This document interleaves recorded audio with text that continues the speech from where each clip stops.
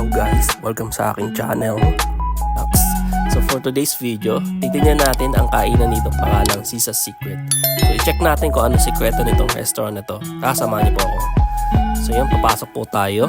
Magbubuksan tayo ni Kuya Guard. Shoutout sa iyo. So tignan natin loob at tingnan natin yung pagkain.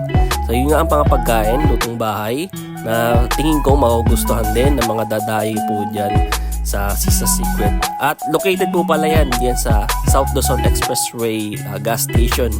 Pag nakita niyo po yung Caltex kanina yung sa opening ko, andun po yun. Sa yan, may mga biscuit din. So tingnan natin dito sa loob. Ayun, isa rin pala sa mga dahilan or sa mga sekreto ng Sisa's Secret ay mayroon silang mga pampasalubong na tinda.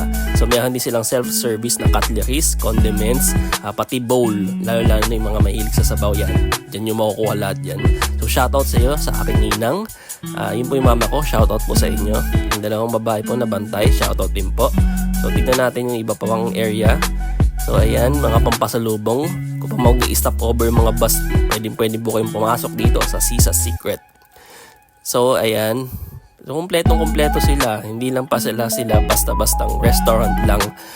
Pwedeng kayong bumili ng mga pampasalubong mo. So ayan, tignan pa natin dito. So may mga tinapay din. Hindi ko lang na-sure kung ano po yung tinapay na yan dahil hindi ko na double check. Pasensya na po. So yun, may mga peanut butter, mga mani din, yung mga small nuts, mga walnuts. May mga tindahin sila dyan. Kompletong-kompleto ang Sisa's Secret pala. So yan pala yung pagkain in order namin. Sinabawang kohol, pinakbet, saka adobong pusit. So kakain na po tayo. Pero bago po yun, magdadasal muna bago kumain.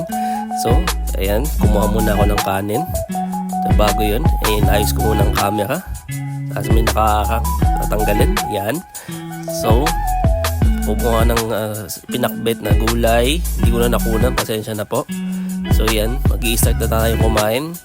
So, balik dyan sa restaurant na yan, masasabi kong okay na okay ang pagkain na yan. Hindi siya nakaka-disappoint. Okay yung price, worth it siya for me. Tapos syempre, gaya na sabi ko kanina, may mga pampasalubong. So yun, sinabawang kohol, kumuha ako. Mamaya-maya, papakita ko sa inyo kung nakakainin ko po paano kumain yung kohol. So ayan, mag-i-start na ako kumain. Kaya ipag-usap pa ako kay mama, pati sa ninang ko. So ayan, yun, tiniyak ako na may adobong pusit na kasamang adobong pusit. So inayos ko pa. Ayan, pinapakita ko kung ano yung pagkain na kakainin ko dun. So gaya na sabi ko kanina, okay na okay siya for me. Hindi pa siya ganong pinipilaan. Pero time will come na iniwala ko pipilaan din yung Sisa's Secret. So ito na yon, ang sinasabi ko kanina, nakakain ako ng kohol. So unang-una tinuro nila sa akin kumuha muna ako ng tissue, pupunas muna dahil medyo madumi bibig ko.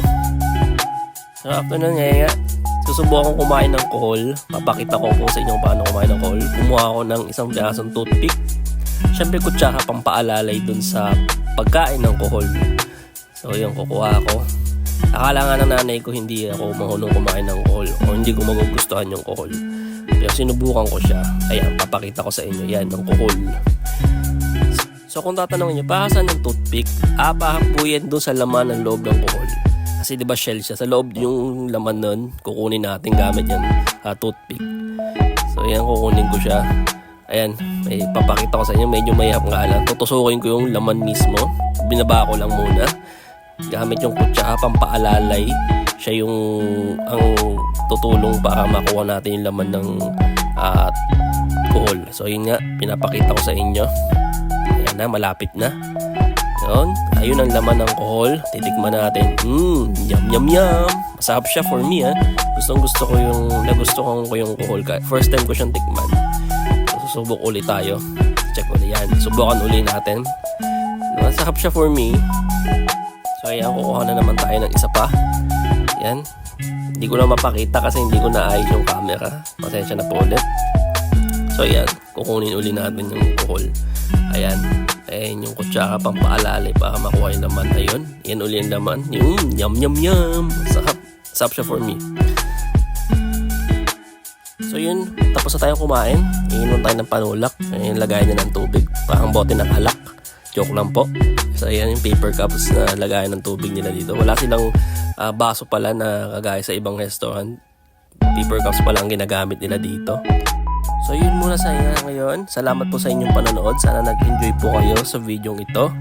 Please huwag kakalimutan mag-like, mag-subscribe at i-click ang bell button. At huwag rin kakalimutan mag-comment na rin po. Kung may suggestion po kayo or may masasabi po kayo sa video ito sa channel ko po, feel free na mag-comment po kayo. Okay, salamat po ulit. Mag-iingat po kayo.